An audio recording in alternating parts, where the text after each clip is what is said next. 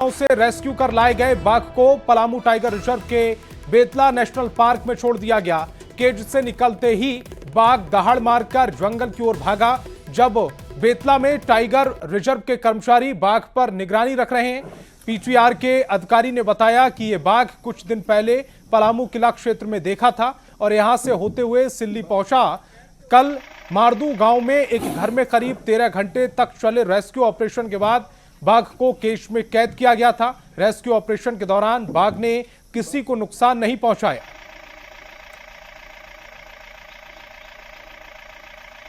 तो तस्वीरें इस समय आपकी टेलीविजन स्क्रीन पर हैं। बेतला नेशनल पार्क की ये तस्वीरें, जहां पर जैसे ही केज से ये टाइगर बाहर निकला, उसके बाद छलांग लगाता हुआ, दहाड़ता हुआ जंगल की ओर भाग गया।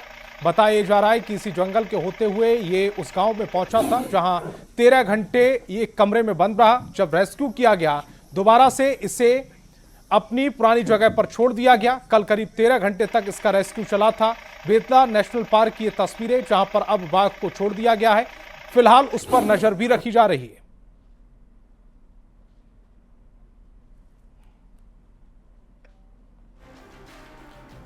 और अब खबर बोकारो से है, जहां गोमिया प्रखंड के धर्मपुर गांव में हाथियों के झुंड ने क्रशर साइट पर हमला बोल दिया। हाथियों ने मजदूर कलाम अंसारी को पटक पटक कर मार डाला। पश्चिम बंगाल के बर्धमान जिले के कुल्टी का रहने वाला था कलाम अंसारी। हाथियों ने क्रशर प्लांट पर जिस तरह से हमला किया, इस समय कमरे में 4 मजदूर सोए हुए थे। 3 मजदूरों ने भागकर अपनी जान बचाई। मृत मजदूर के आश्रितों को 25,000 रुपए की सहायता राशि दी गई। इसके अलावा लोगों का कहना है कि हाथी आए दिन घरों में तोड़फोड़ करते हैं, लेकिन वन विभाग इस पर रोक लगाने में फेल है। इस रेंज में अक्सर हाथियों का प्रभाव रहा है और हमारी टीम द्वारा भी पिछले हफ्ते से इस झुंड को वहां से सुरक्षित रीत्या दूसरे जंगल में पहुंचाने के प्रयास किया गया है। फिर भी ऐसी घटना इस जगह होना दुखद है। यहाँ हाथियों ने पिछले 10-15 दिन से इधर आतंक मचाए हुए, कभी फसल का कभी घर का। पिछले दिन पुनू में घर गिराए। यहाँ भी एक आदमी का जान भी चला गया, जो इस क्रेशर में काम कर रहा था। वो व्यक्ति जो धनबाद का रहने वाला था। अब बड़ी खबर रांची से, जहां सिकीदरी इलाके में उत्पाद विभाग की टीम ने बड़ी कार्रवाई की है। यहां 50 लाख से ऊपर की शराब बरामद की गई।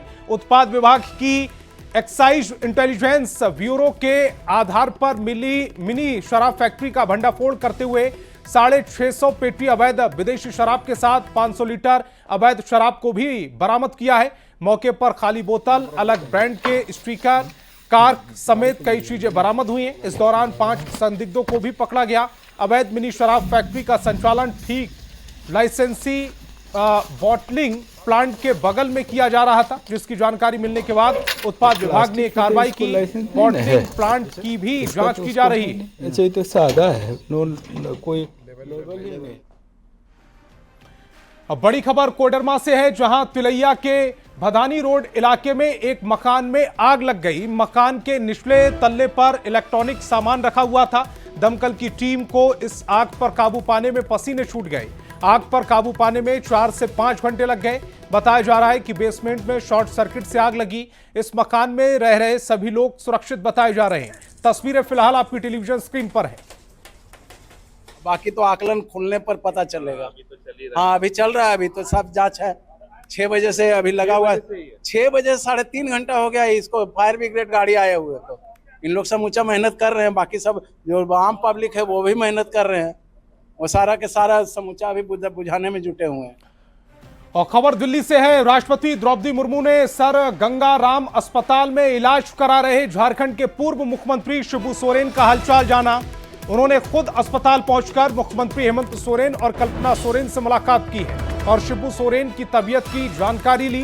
तस्वीर इस समय आप अपनी टेलीविजन स्क्रीन पर देख पा रहे हैं। गंगाराम अस्पताल की ये तस्वीरें, जहां पर शिबू सोरेन का हालचाल जानने के लिए राष्ट्रपति द्रौपदी मुर्मू पहुंची हैं और इस तस्वीर में मुख्यमंत्री हेमंत सोरेन और कल्पना सोरेन भी नजर आ रहे हैं।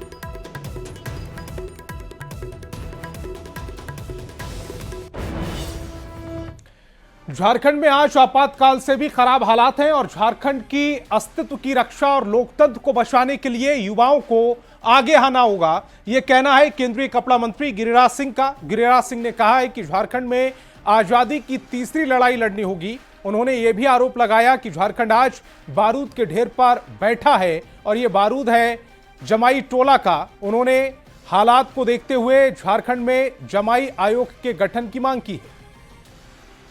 करता हूं झारखंड के युवाओं से, चाहे वो किसी दल के हों, आज आपातकाल जिस बर्बरता का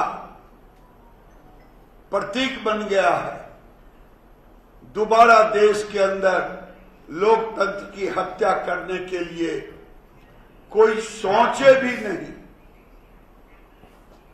और आज झारखंड में हेमंत सोरेन की सरकार एक तरह से झारखंड में सत्ता की लालच में उस समय इंदिरा जी ने लगाया था, आज सत्ता के लालच में झारखंड के अस्तित्व को खत्म करने की योजना ये आपातकाल से भी बढ़कर है। जमाई टोला हमने अभी नहीं बनने दिया है, ये झारखंड में ही जमाई टोला है। जमाई आयोग यहीं बनाने की जरूरत है। और संगठन मजबूती को लेकर देवघर में कांग्रेस की बैठक हुई, जिसमें सभी प्रखंड, नगर और मंडल अध्यक्ष के साथ पर्यवेक्षक भी शामिल हुए। कांग्रेस प्रभारी के राजू इसमें मुख्य अतिथि रहे। बैठक में झारखंड में कांग्रेस को मजबूत करने, संगठन को जमीनी स्तर पर सक्रिय बनाने और आगामी चुनावों के लिए कार्यकर्ताओं की तैयारी को लेकर गहन चर्चा की गई। कांग्रेस को हर पंचायत तक पहुंचने के लिए सभी से एकजुट होकर काम करने के भी निर्देश दिए गए।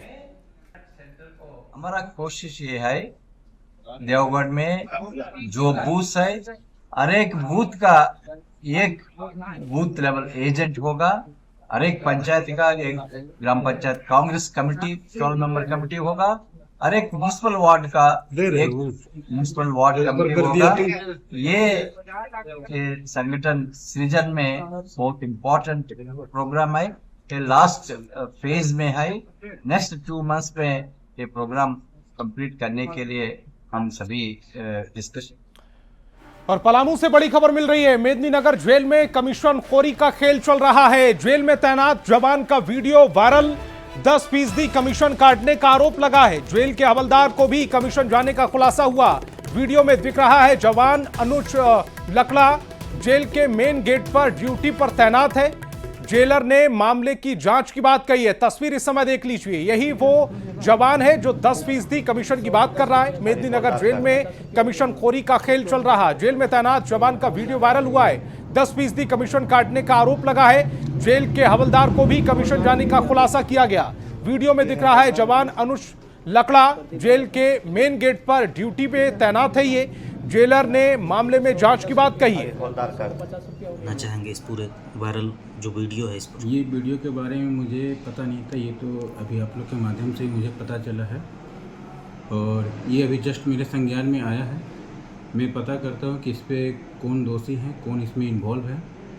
जो भी इनमें इन्वॉल्व होंगे उन पर कड़ी कार्रवाई की जाएगी, उन्हें बख्शा नहीं जाएगा। और साथ ही ये भी आश्वासन मैं आप लोग को देना चाहूँगा कि ये जो भी हुआ है ये दोबारा नहीं होगा यहाँ पे।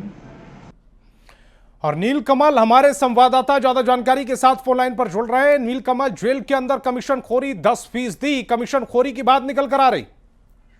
देखिए, आपको बता दूं कि ये मेदिनीनगर केंद्रीय कारा का ये मामला है और ये जो शख्स है, पुलिसकर्मी है, वो केंद्रीय कारा में ड्यूटी पर तैनात था। उस दौरान किसी शख्स के साथ वो कमीशन खोरी की बात कर रहा था।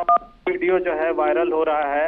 हालांकि आपको बता दूं कि ये सिलसिला से चली आ रही है। पहले भी चर्चा होते रहती थी कि कमीशन खोरी चलता है यहाँ, उसके बिना एक पत्ता नहीं हिलता है। वो अब सामने देखने को मिल रहा है कि कहीं न कहीं जो कैदी से मिलने जो उनके परिजन जाते हैं तो बिना चढ़ावा चढ़ाए उनका एक भी काम नहीं होता है। ये इस बातचीत से साफ हो रहा है। और आपको बता दूं कि पहले कुछ दिन पहले भी पलामू एसपी ने जांच के दौरान पाया था कि खाना जो कैदियों को दिया जाता है वो भी बाहर से लजीज खाना दिया जाता है, उसको लेकर के भी एसपी ने संज्ञान लिया था। और जो जेल नीलकमल, जो वीडियो वायरल हो रहा है इसमें जो कमीशन मांगी जा रही है वो किस काम को लेकर मांगी जा रही है? खाने को लेकर मांगी जा रही है, मिलने को लेकर मांगी जा रही है, या दूसरा किसी काम को लेकर? देखिए, वो पैसे भेजे जाते हैं, जो कैदी है वो कुछ पैसे मंगाते हैं, जो पैसे मंगाते हैं अपने खर्च के लिए, वो पैसे का कमीशन दिया जाता है। अगर 500 रुपए उनको अंदर भेजना है तो 50 रुपए उसमें से काट के ये रखते हैं जेल के जो कर्मी हैं। यही बात सामने आई है और इसकी जांच भी शुरू हो गई है जी। ठीक है नीलकमल, इस पूरी खबर पर आप आगे अपडेट लेकर रखिए, आगे भी आपसे जानकारी लेते रहेंगे। फिलहाल इस जानकारी के लिए बहुत बहुत शुक्रिया।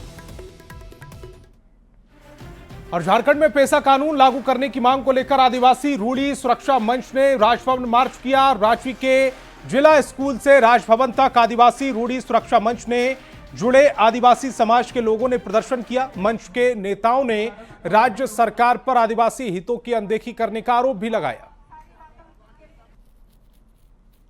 कानून लागू करने की मांग को लेकर आदिवासी सुरक्षा मंच की ओर से यहां पर देख सकते हैं कि राजधानी रांची में राजभवन मार्च निकाला गया है।